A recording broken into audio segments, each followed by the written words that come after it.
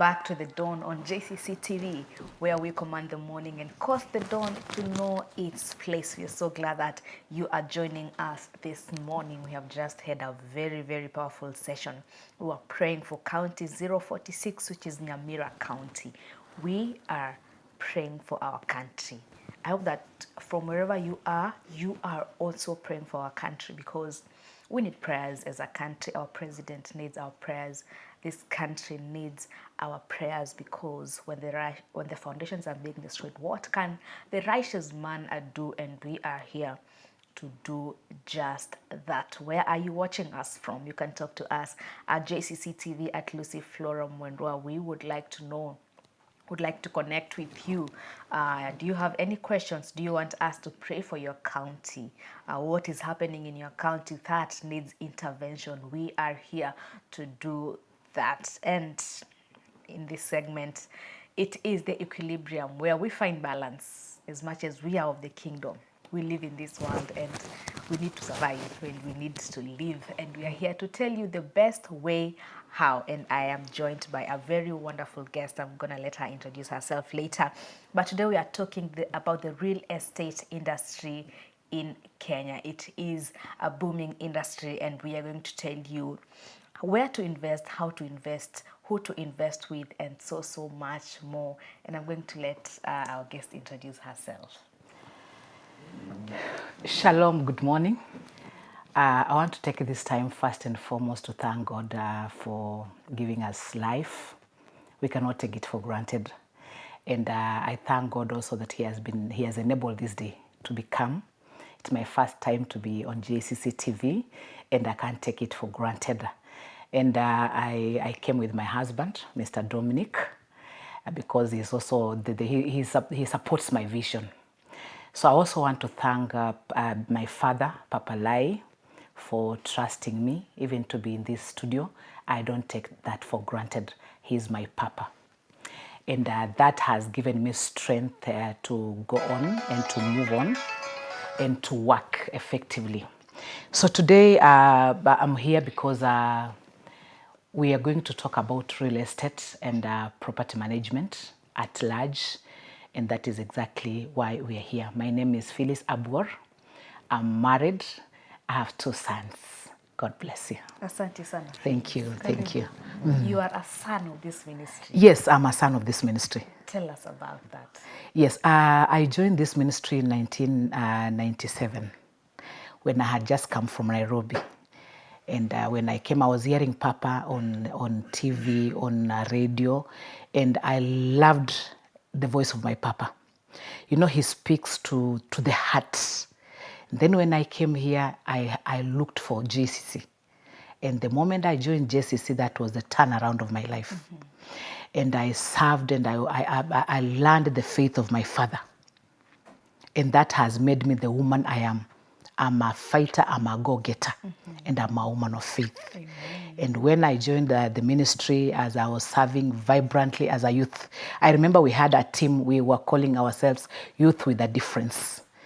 So it was a very vibrant youth, and it really changed our lives. And in the serving, and that is how even I met my husband. Mm-hmm. I met him in church. Wow. Mm-hmm. So that makes this church my home. Mm-hmm. And for sure, God gave me a good man, a very supportive man, mm-hmm. a man that has been behind my vision. Mm-hmm. He has every time, you know, like people who are aggressive in nature, like I am, and fighters in nature, like mm-hmm. I am, mm-hmm. and people who take risks. You need somebody behind you who can be controlling you. When you've jumped so far, he says, Mama, slow down. Wow. This one we can see. We can move like this. Mm-hmm. And I really appreciate my husband for that. Amen. And he's a man of God. He's also a son of JCC. Mm-hmm. And our house, we are sons of JCC. Amen. And that has really shaped us. Mm-hmm. And the faith of this house has changed our lives totally. Mm-hmm. We can get anything we want.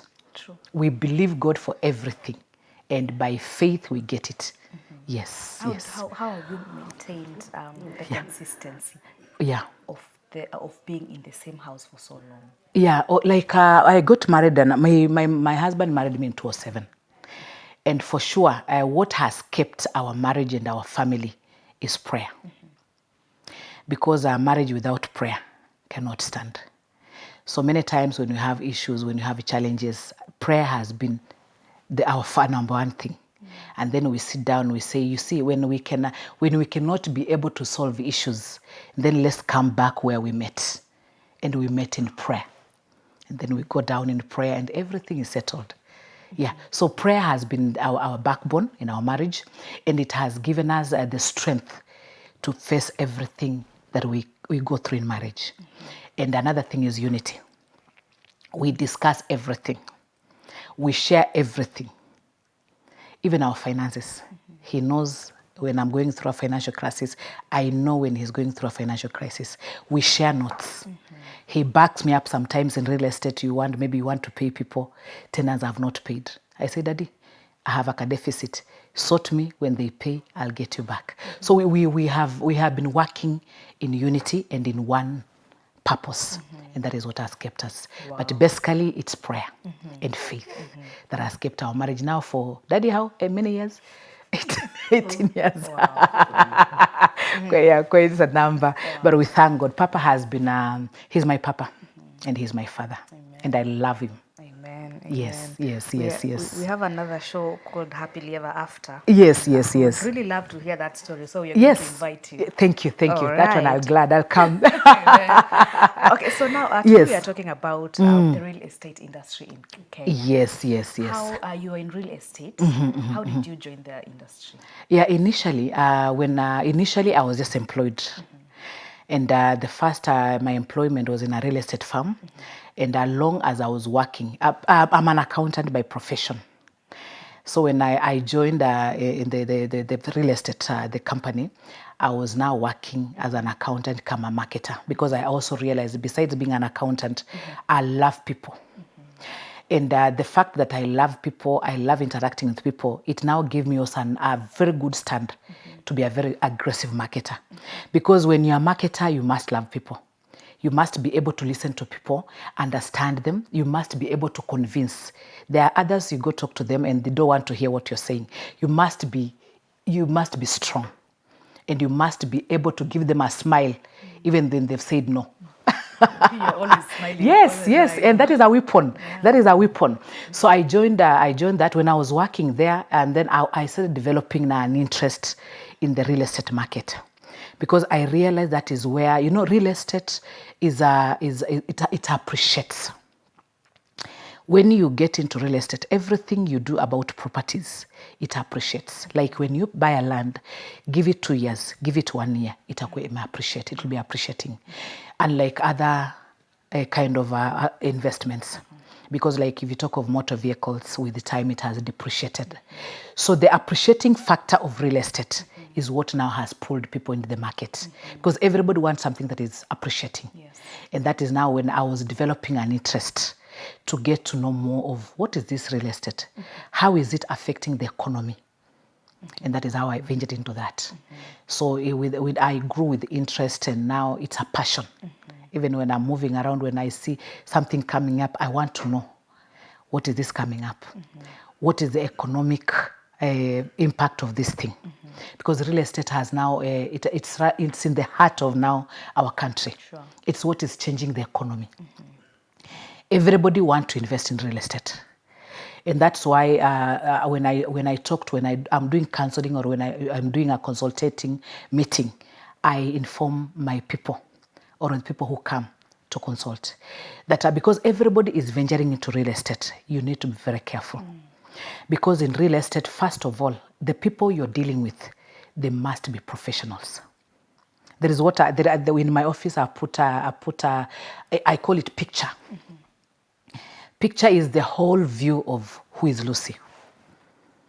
So when you're looking for somebody like a real estate manager to help you even purchase your properties, or to guide you, or to do that, you must check on this thing, what I call picture. And picture, first of all, is professionalism. Okay. Yes.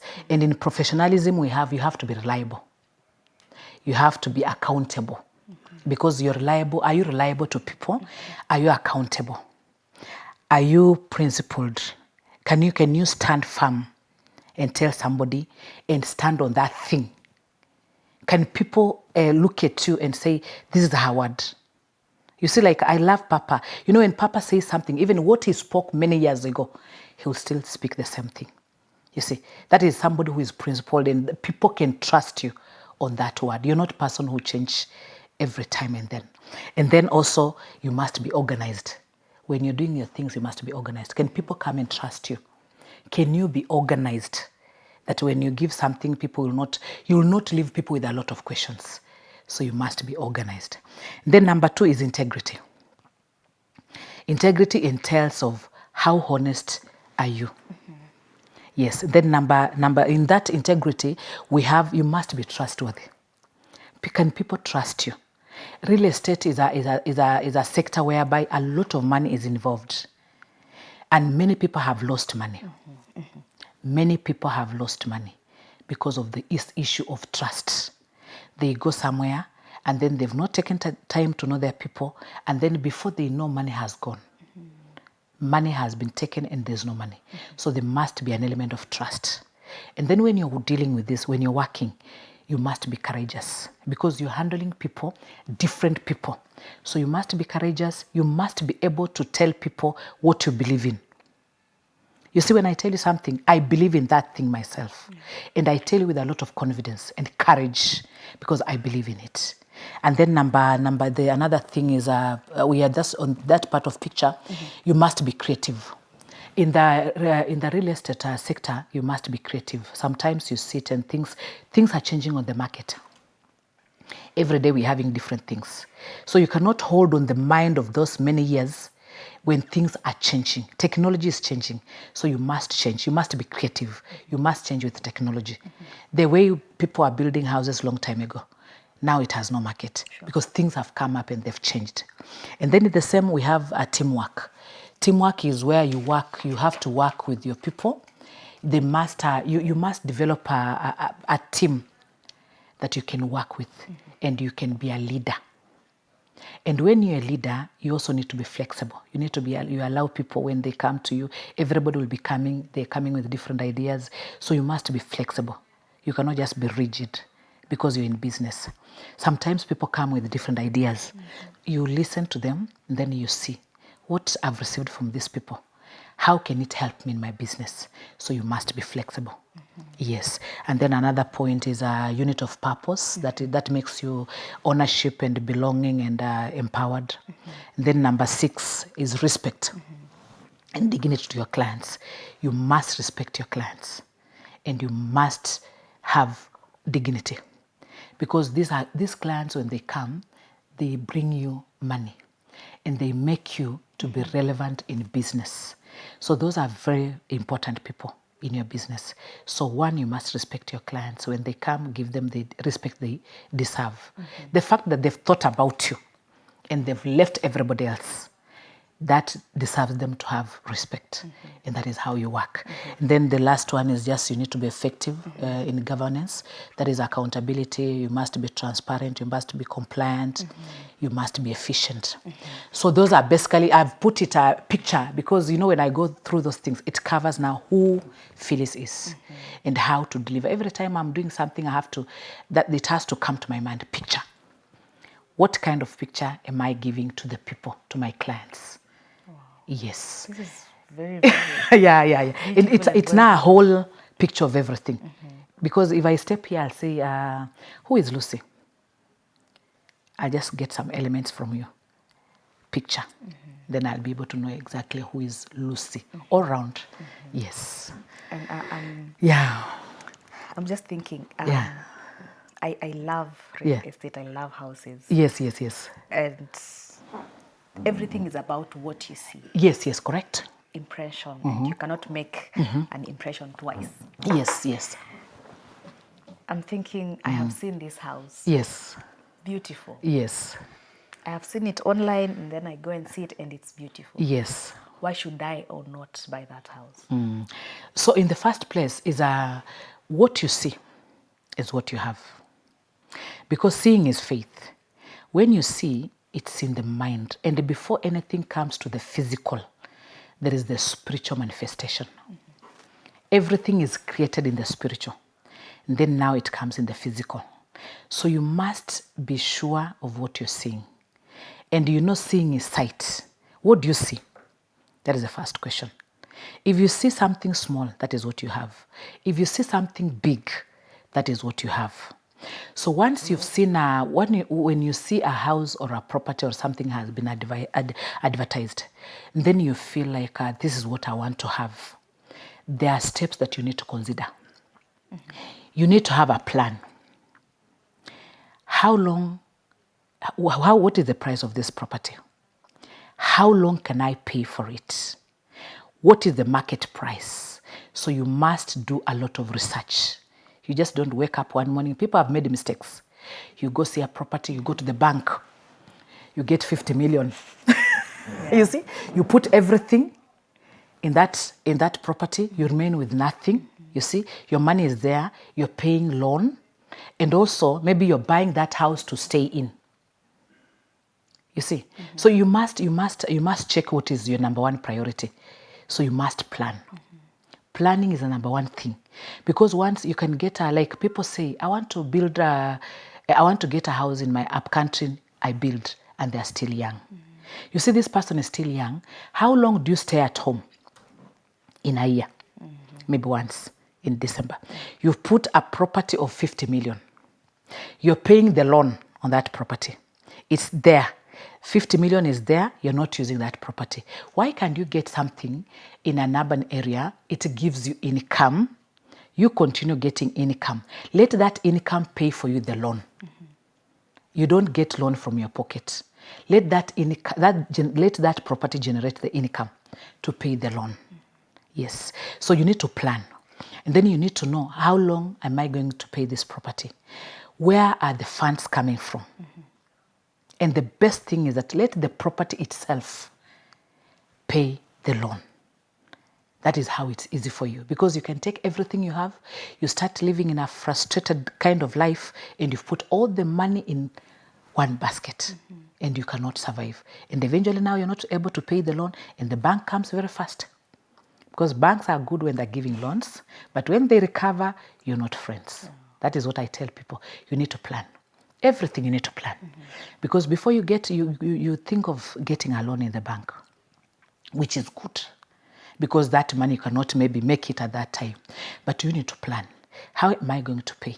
What is the interest? What am I going to spend? Then you plan.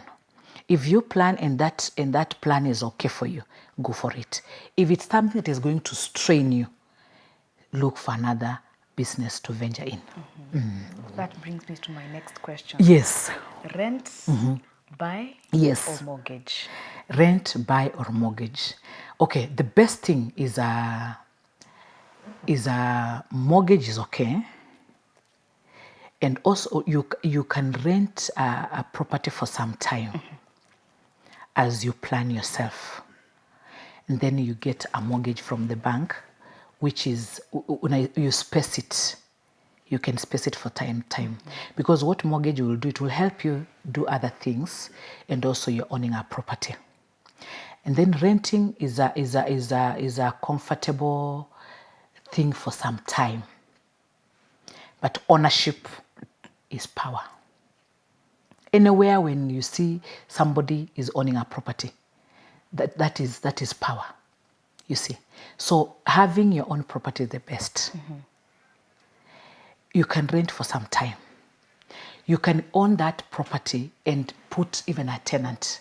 So it's you're getting money, but the property is yours. The first one was you rent, mortgage, or rent, mortgage, or buy. Or buy. Yes, buying. If you have okay, mostly like what we are doing in the market about our clients is when you buy, you must be having some lump sum money that you've kept somewhere. You've done some savings. So how long will you save to buy a property that it's worthy what you want? Yeah. Now what you've seen, what you've liked, and then how long will it take for you to save that money? Yes. So the best, if the rates of the mortgage they are okay, because it will help you. You'll be paying some money for the loans, and you'll be doing other businesses. But if there are people who prefer investing for a long time, and then they have lump sum money, they just go and buy a property. Yes. Okay. Yeah. So it's whichever the way, there's no problem. But you can not rent for long. Yeah. Because renting, you see, it's money that is going out. Yeah. Is just part of the expense. Yes. That And the challenges of being a tenant. we will come to that. They say that Yes. paying rent is like throwing money in a bottomless pit. Yes, yes. Yeah, it's initially it's a good plan when you're starting. But as you grow, the best is to have your own property. Okay. The best. Okay. Yes. Because you can have the property, then you can get tenants, because the generation is continuing. So you can put the tenants, you get the rent. It's better when you receive rent. It's a sweet thing. Yeah. Yes. Sure. Yeah. Somewhere in the Uhuru Ruto government, we had 4 pillars, and affordable housing was one of them. Yes, yes. How far did it go? Basically, I'll not comment so much about that because I've not known how far it went. Okay. And especially issues with politics is not something I can really want to venture into. Yeah. Yeah, but the intention of the government was good, because when the houses are cheap, it will help many people. Yes, yes. I want us to go back to tenants. Yes. How do you deal with tenants? Yes. Okay. Now, first of all, we have classes. We have middle class, we have high class, and we have a low class. All these are tenants. And at the market, as we are talking right now, we are missing the middle class. We are having a high class, we are having a low class, but we are missing the housing for the middle class, whereby somebody who can be able to be comfortable in the middle class is forced to go to the high class, and they strain because that is not their budget. And somebody who is supposed to be the middle class is forced, again, who is forced to come to the lower class from the high class. So that we have a gap, whereby you get we have a lot of 1 bedroom, and now people rush to 3 bedroomed, 4 bedroomed. So we have somebody who can be comfortably in a bed sit or a 1 bedroom. He's forced to go to a bigger house that he cannot be able to pay. So that is the challenge we're having in the market, because we are missing the middle class. So when people now miss to be to from the low class, wakitaka move to the middle class, they miss it, and then they go to the high class, and then they start straining.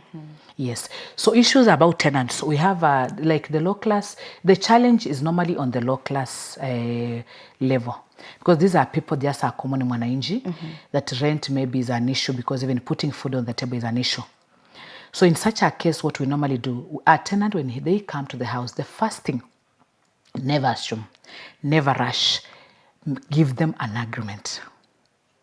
Commit them in an agreement. That an agreement is a binding contract between two parties, which is legal. Because when they are in an agreement, you're in agreement with that person, it's a legal binding document, and there are clauses on that document. So when they breach the contract, there is a law that you'll follow to handle them. And basically, like issue of sometimes landlords ask for deposits. A deposit is not rent; it's a security. Whereby when you're staying in my house, Lucy, and I have your deposit, I will not sleep worried, because I know I have the deposit for Lucy. And that will give me a surety that in case of anything happening, I have a deposit. But many people have misused the deposit. Maybe they stretch, and then it's beyond their deposit, and then they have issues with the landlords.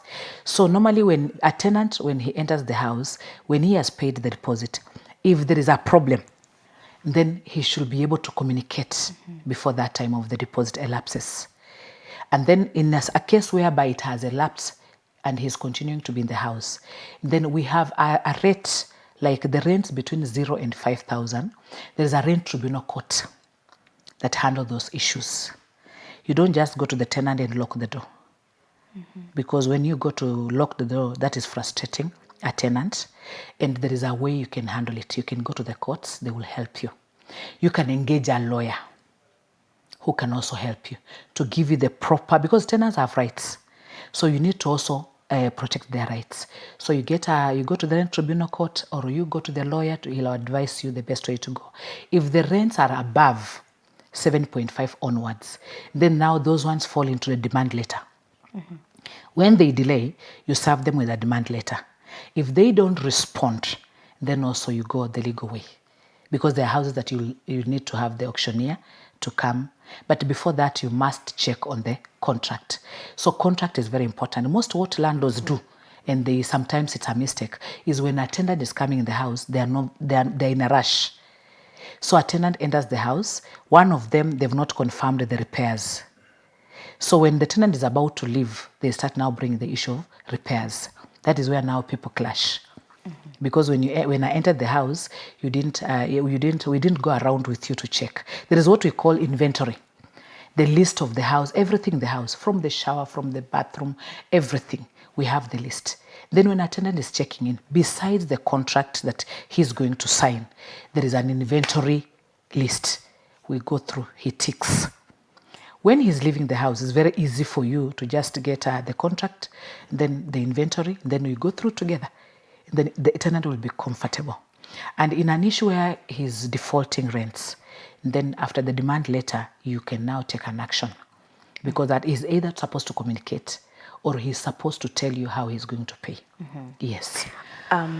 Where is the gap coming from? Yeah. Because you're seeing a lot of constructions that are going on. Yes. And most of the buildings are actually not occupied. Yes. Now, I think that basically real estate is affected directly by the economy. Because when people have no money, then they cannot rent big houses. So it's directly affected by the economy of the country. The circulation of cash. Because when a big houses, that is money, is rent, big rents. So people cannot be able to afford it. That's why I said we are missing a middle class section. Because like these big houses, people cannot afford. Somebody can afford a low house in a middle class, but they cannot afford the big house. So you see like most of the constructions with very big houses, very big shops, they are vacant, most of them. It's directly affected by the economy of the country. Is real estate profitable? Real estate, it is profitable because it's an appreciating section or sector. Every time you buy something in real estate, give it to 1 year or 2 years, even a difference of 6 months, it has appreciated. Because a property, land and estates, they appreciate. They appreciate because every day we are in a market whereby every day it appreciates. It's not like a car. When you buy, then it depreciates, and that's why everybody is venturing into real estate. And there is a lot of competition. There is a lot of competition in real estate because everybody feels that is where money lies. Yes. Yeah. One of the common misconceptions or one thing that is commonly said is that real estate is expensive in Kenya. Yes. Is it? It is. Yes, it is because you see where there is competition, there must be a cost coming with it. Because everybody is trying to come on the market and the things now are coming to be, everything is getting high. So you realize that it's something that it's now getting to the people with money because it's an expensive adventure. But eventually it's something that is paying. People will invest in it, they will be strained, but after that it will start paying. Yeah. So is it an industry that does not have equality? I can basically say because of the competition and because it's putting the low class people out. You see, at a point I can say there's no balance. Okay. Yes. All right. Yes. If I want to buy a house today, yes. what should I do and what should I not do? Very good. That is where I was waiting, because so that many people are making mistakes, because when they see something nice or a property, the first thing is just to rush to the bank.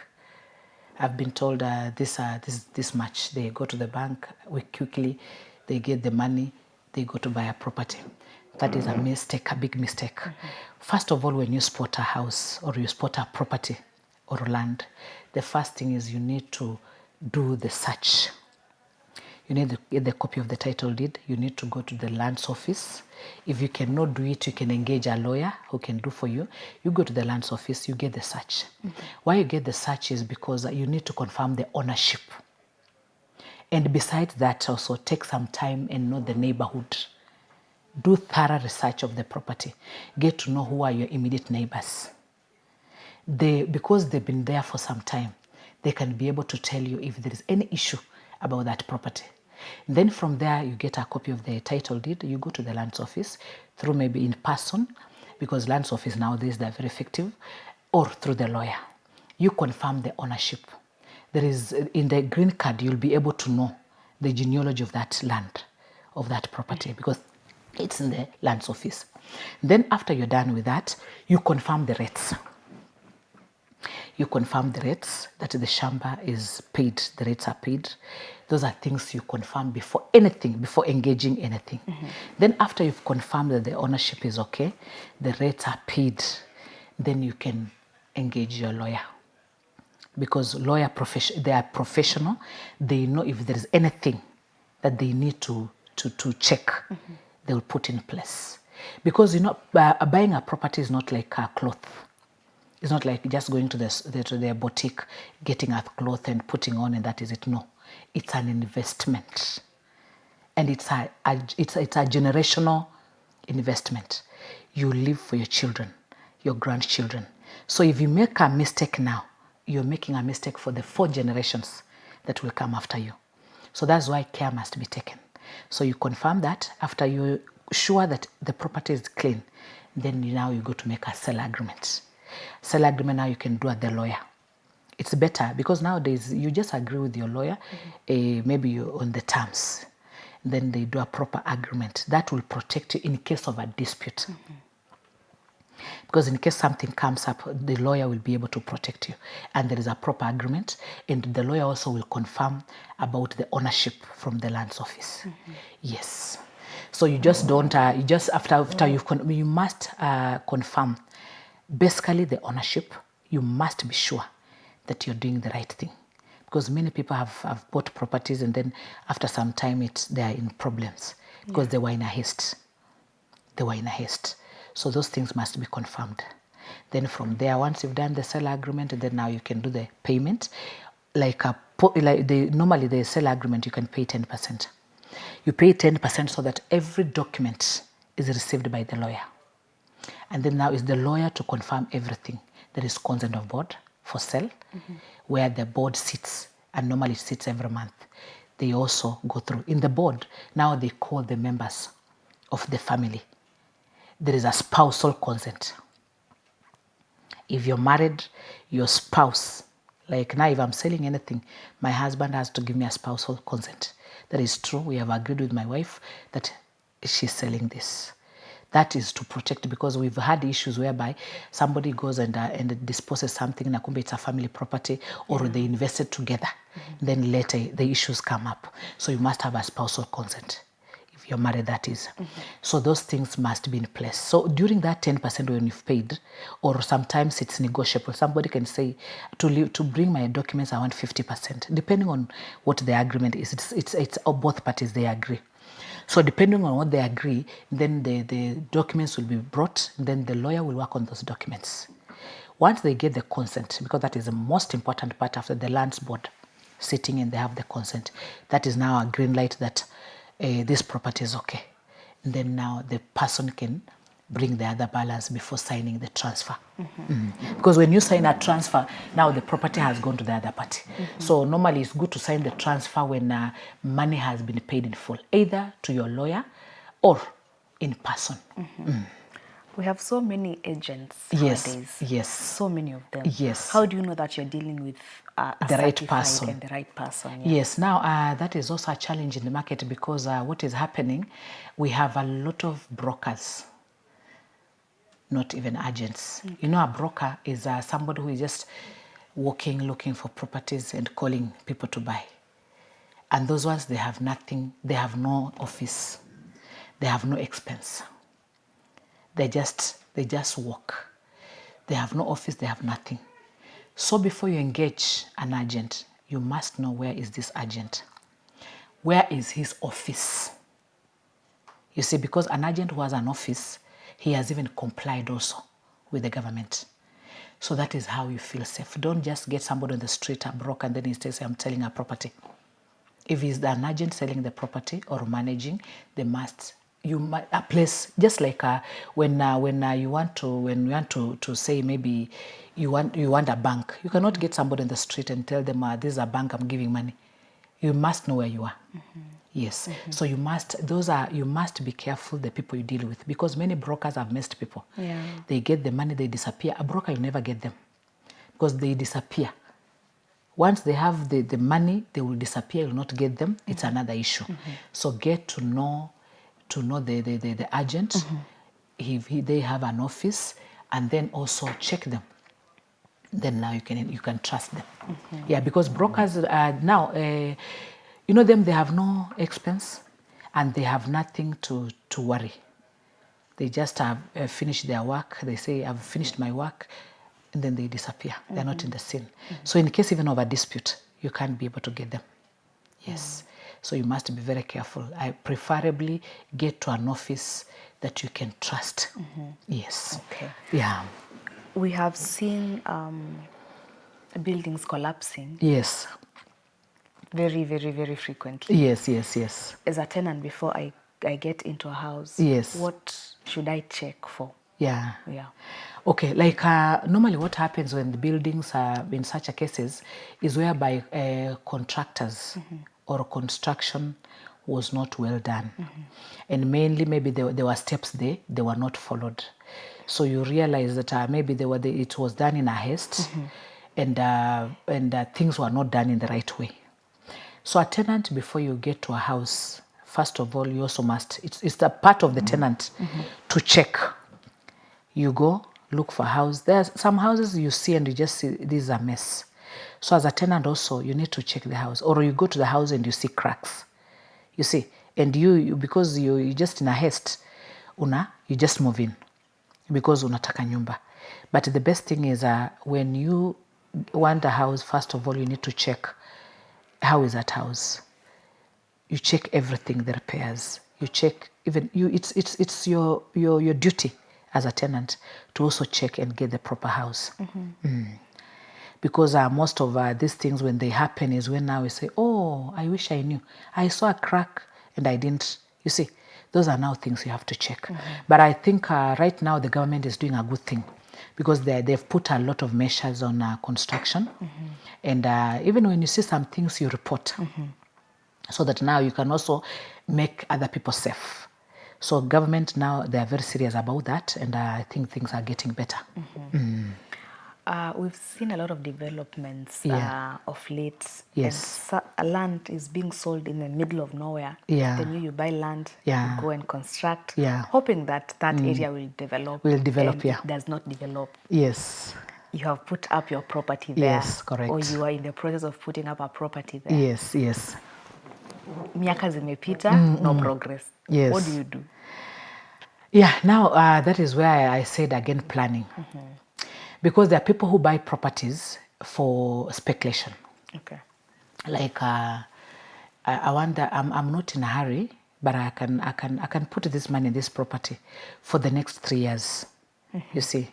So people who buy for speculation mostly is because they just feel like I'm not using this property now. But I can, in 3 to 5 years, this place it will have developed. And then now they go get a place and then they buy. So what happens now, the dangers are you've put money that is not coming back. You see. So if money is not coming back, that is money that is just stagnant. and already you've put in that, and the place is not developing. So unless now you also look for somebody to buy the property, and then now you can change your income to something different. But normally, when you're looking for a property, there are many things you need to consider. You don't rush. You need to plan. You plan how long do you expect this place to develop, and you do research. You must have a lot of information about that place. Then when you're investing, you know you've not put your money in a place that is not going to return back. So people must do research and they must plan, because the only option now you can do, unless you now look for a plan B, whereby how can you create money from such a property. If not, then you have to look for maybe a buyer you sell, and then you return that money you put into something different. Again, when it comes to planning, I've seen, I was watching something the other day, and someone was saying they decided to construct a big house with so many bedrooms, and then it has taken so long to complete, so they wish that they had a smaller house. Yes. How should you plan when it comes to putting up a building? Yes.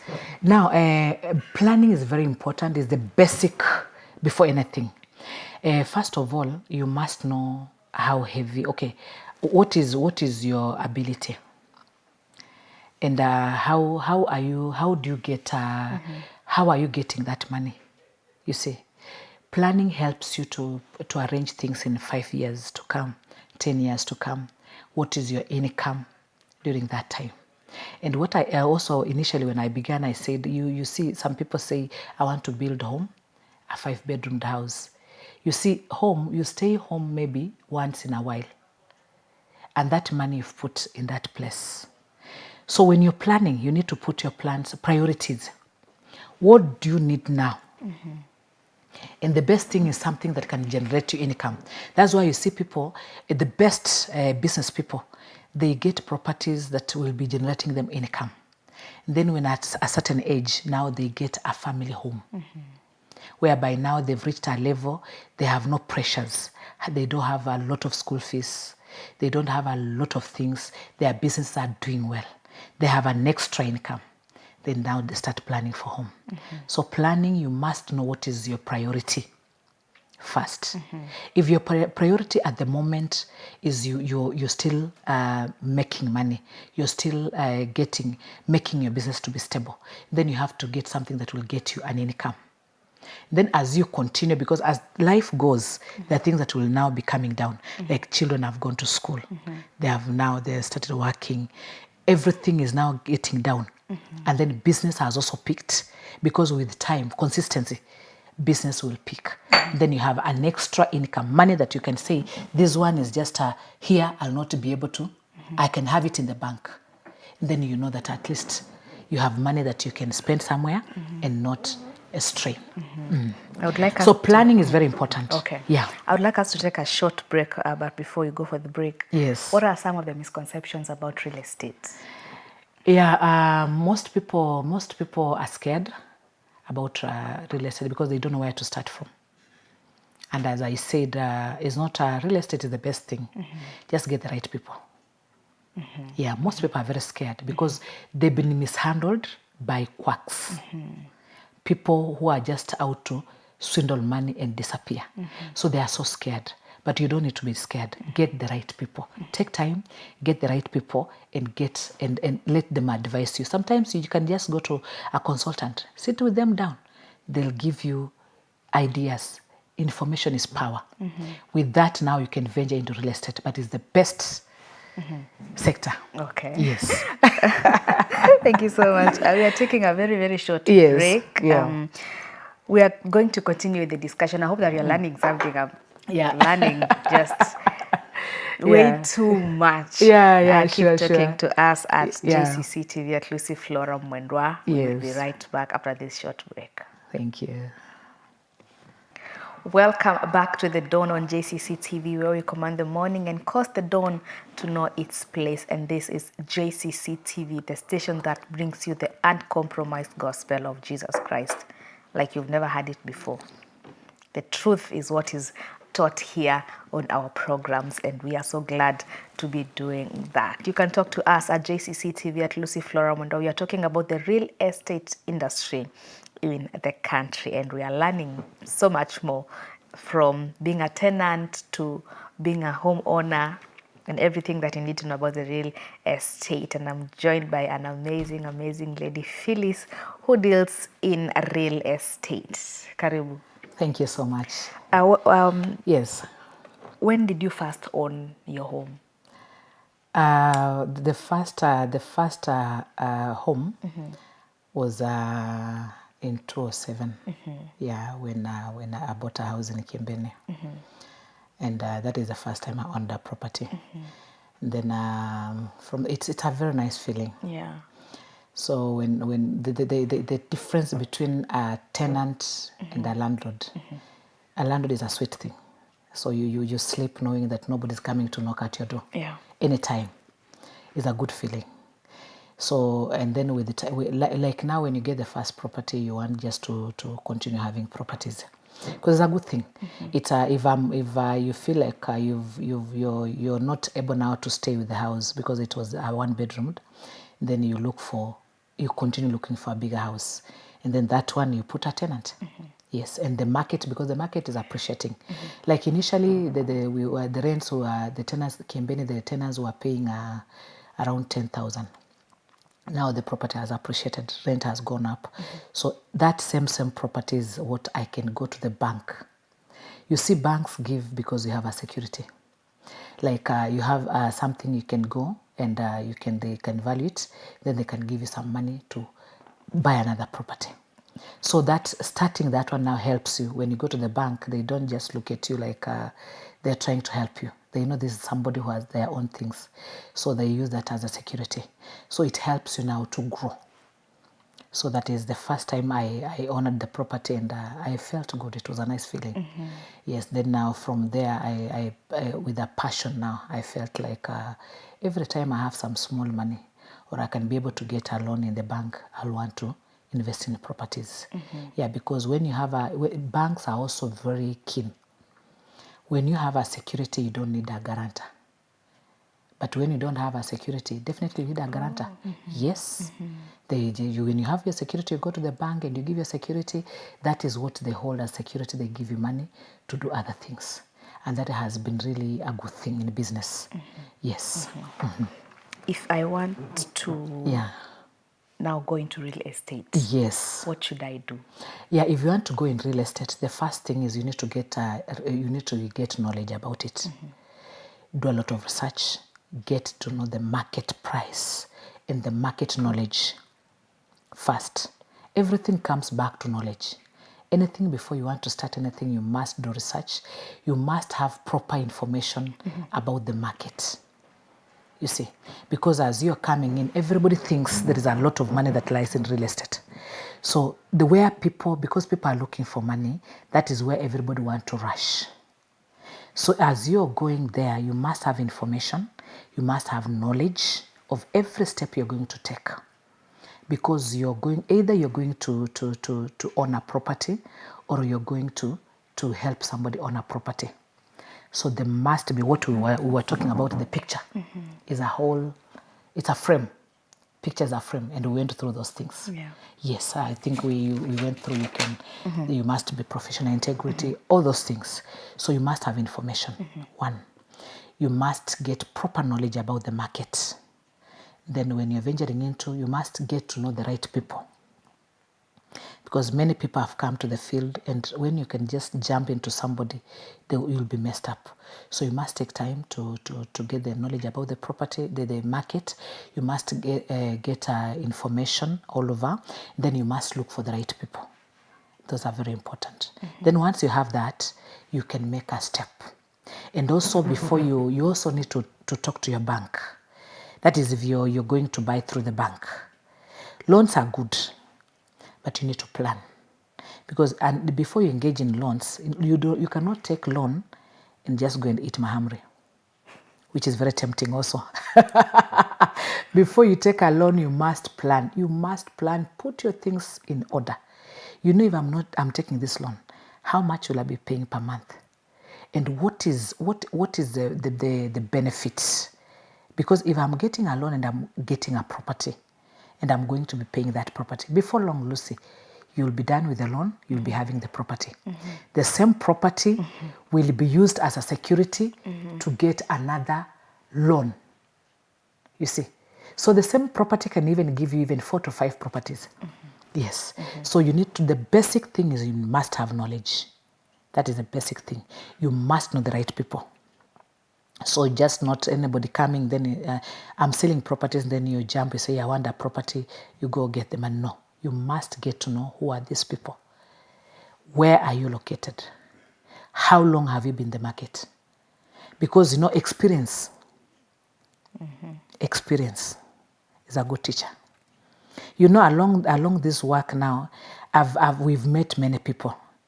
And on just a spot like this, I can be able to tell you the right person and the wrong person. Because people are coming on the market. If you can tell me I've been in this market for 10 years, Lucy, I'll be able to know that Lucy, with time, she has mastered on how to work on it. Secondly, in 10 years, been handling people. So that means you have references. So can you give me your references? Then I'll call them in your absentia. So and so. And that is how, by the way, we get referrals. People call me even from outside the country. Phyllis, we want ABCD because they've been referred to me by other people that I worked for. So can you give us your references? That is how you get to know the right people. Because you've been dealing with people in 10 years or 15 years, these people must be good references because you gave them good service. That is how you check people, the right people. Yes. What are some of the legal matters that should be of much consideration in this industry? Yes. Now, by the way, basically, you must know every step you take. How is it? How safe is it in the legal part? And that's why I said you have to engage a lawyer. Like us, we have several lawyers we deal with. Because there are issues that basically, they just need a lawyer or a legal perspective of it. So you have to, when you're getting into something, consult your lawyer who will advise you the way forward. Because that is where we are getting a lot of issues, because somebody, maybe there is a clause that in the agreement it was put, you didn't understand. So when your lawyer has not gone through and explained to you what it means, it changes the whole agreement. One clause like this changes the whole agreement. And that is how people lose properties. Yes. A small clause can change the whole meaning of the whole contract. So you must get your lawyer to advise on the legal matters of every step you take in real estate if you're buying a property. Wow. Yeah. Even when the bank is giving you, when they're giving you any facility, let lawyer go through. Let them know every term. There are banks that are also, they sometimes maybe they don't have time to explain well. So before you know, the terms you didn't get the terms. So once you've taken the loan and now you're paying, then there's a lot of harassment, there's a lot of pressure, you cannot handle it, then you give up. Then you surrender the property. Yeah. So much to learn from this industry. Yes. I would ask Phyllis, how do you balance between family and ministry, you're in ministry, and work? Yeah, a family, ministry, and work, those are three independent sections. And everyone is a complete life. So like I will start with family. One, I have a very supportive husband. And that's why in families, you must have a man or a woman who is your friend. Because when something comes up, you can comfortably sit down and share. And then sometimes we get even a lot of pressure from tenants, from clients. But now when I go home, I sit down with my husband, I discuss, I pour everything, you see, I pour everything. Then he will sit and listen, and then he will start also knowing now this is where you can go about. So you must, so that has been easy for me because we have a lot of time together. We share a lot. Many a times you can get us, we are not going anywhere. We're just together and we are sharing. We are talking. We can talk. And then now Pia, we bond with our children. I have 2 boys. So we have time to bond with our children. And then when I get time, because there are times of the year when I'm not busy, I get my family to the holiday. That is where now we leave everything. We carry our house girl. She will do everything. Our time is just to bond with my children and my husband. And even I don't carry phones. Wow. Because it's the phones sometimes 24/7, even at night. People don't care. This is a real estate agent. I have to call. You see, they don't even think you have a family. So I get time for them. And I leave everything and I time to bond. And that is how has been the best. I have time for my family. Like when it reaches evening, 8 o'clock, I'm done with business issues. It's time for my family. I have to ensure my family has eaten well, they've slept, they are comfortable. That is every day. And then now about church, that one we cannot even talk about. I wake up 4 in the morning to pray, because this work you cannot do without prayer. Because it's major, it's something that you just need, you need an extra energy from God. So my day starts at 4 with the morning glory, every day. And you know, every time you are in a very competitive business, the challenges are also more. And also don't forget the spiritual part. There are people who go to witchcraft. And these are people you're meeting in the market field. They've gone to witchcraft. They've gone to their things they've done, their sacrifices. They've been told to give things, sacrifices. Then they've come to the market. So if you don't have an altar and you've not prayed, how do you work with those people? So that one automatic has put me on a very high alert. I have to start a day with God before engagement. That has been my weapon. So that makes it my spiritual life and spiritual activities. I have no choice. It's a number one thing. Oh, wow. Because even if I don't like doing it, I'll be hit in the market, I'll have to run back and just do it by force. Yeah. So that one I don't even, it's not something that I can even bargain about it. I have to wake up in the morning and call heaven and call favor, because sometimes we meet very big clients, or you meet people in the market and Lucy, everybody will not like you. But because you're favored, they have no choice. So I have to engage God first. The morning and tell God, as I move to the marketplace, I ask for your favor. As I talk, give me clarity. They will understand me. They will be able to understand what I'm talking. And I'll be able to convince them. You see, that is purely marketing. And they will give me properties to manage. Yes. Wow. We are told the spiritual things are not taught. Yes, and they are taken by force. At times I get out of the house and I say, this one I have no choice. There's nothing like a failure here. There's nothing like saying no here. I'm taking this by force and that is it. And I talk to it. I tell it, you have a spirit. You property, you have a spirit. You can hear me. I address you. Then I go to meet the owner. Because life is spiritual. Yes, everything is spiritual. You have to address them. I told you, like before the physical manifestation, there is the spiritual manifestation. You have to create them in the spirit. You have to talk to them.